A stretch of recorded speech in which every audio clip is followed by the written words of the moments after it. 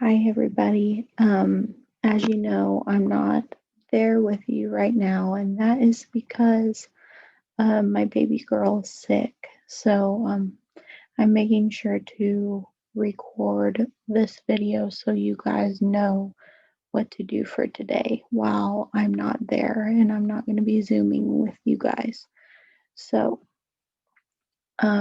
you guys are going to be working on a specific document, and it is called Rhetoric, and you can find it on Canvas and also on our class agenda.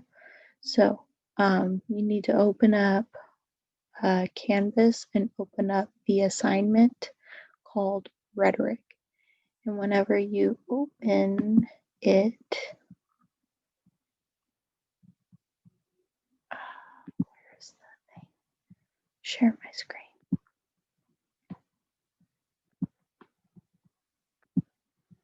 Okay, it should look like this. All right, so you guys are going to be reading through this document on your own. Make sure you make a copy of this. And you're taking notes on this document. And when you're done, you're going to submit it to Canvas. Some of this is already filled out for you guys because it's informational stuff that you do need to know. Like, what is rhetoric? Rhetoric is a study and art of writing and speaking persuasively. So, a piece of rhetoric could be something done in writing, or it could be a speech, or even a movie can be rhetoric. And its aim is either to inform, educate, persuade, or motivate specific audiences in specific situations. You guys are going to be analyzing. You're doing an analysis of a piece of rhetoric. So it's a persuasion piece. You're analyzing a persuasion piece. And an analysis is a detailed examination of the elements or structure of something. So you're examining the details of a piece of rhetoric, all right? The rhetoric or persuasion piece you guys are going to be looking at are these links right here. And these links are 3 different movie clips from The Field of Dreams, Remember the Titans, and We Are Marshall. Okay, so as you click on each of the links and you watch them, you are going to need to identify the 3 different rhetorical appeals. The different rhetorical appeals are ethos, pathos, and logos. And whenever you watch this clip right here, you'll get a better understanding of what those things are. Okay, so ethos, it means ethical, morals, values, right and wrong. Pathos is emotions and feelings, and logos, it means logical facts, numbers, and statistics. So these are the types of ways that an author or writer of or creator of any piece, if they're trying to persuade an audience, they'll use these 3 different things to try and persuade their audience. They'll try and appeal to their audience by talking about the value of something as in like ethical value, or even talking about themselves, like trying to make themselves look more credible to try and show that they could be trusted. I've been trained to teach English, so that means that I'm a good English teacher. I'm trying to persuade you that I'm a good English teacher by telling you I've been trained to do so. So that's a way of using ethos. Um, also, um, you could say that ethos is a way of when you're trying to persuade someone. I'm sorry, I keep clicking. When you're trying to persuade someone to do something, I think of the angel over here, and then there's a little devil over here, and they're back and forth fighting. Oh, you should do it. No, you don't. And the angel saying, it's the right thing to do, be a good person. And then the devil's over here, but it will be so fun. Um, that is ethos as well, whenever someone is trying to do right versus wrong. Um, okay. Pathos or pathos, I say pathos, it appeals to someone's emotions and feelings. So I think about music a lot whenever music is being played in a movie or um, like when a speech is being made, which will happen a lot in these clips here. Pay attention to the music played because that appeals to your emotions and feelings and it persuades you to feel something about what the words that are being said. Um, Also, whenever you watch a commercial for an advertisement to Whataburger, and they show that the big juicy cheeseburger, and they play this like yummy music and like show the juicy burger, and then they show someone eating the burger.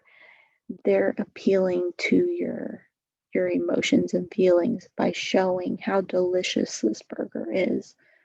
Um, that's pathos. And also, logos is logical facts and numbers and statistics. So, someone can persuade you by throwing out facts and throwing out statistics with something to prove their claim, to try and persuade you that, you know, ultimately, um, if you're trying to say that LeBron James or Michael Jordan is a better basketball player, you might want to back that up with some statistics to try and appeal to your audience and prove that Michael Jordan is better or LeBron James is better. So, those are the three different kinds of appeals of rhetoric. All right. So, here's your task. Watch these clips and then um, you need to take notes on them. So you would write down like in the field of dreams, I noticed logos as a rhetorical appeal when blah, blah, blah, and you go on. So you're taking notes on the different rhetorical appeals you notice in each of the clips. And there will be more than one rhetorical appeal.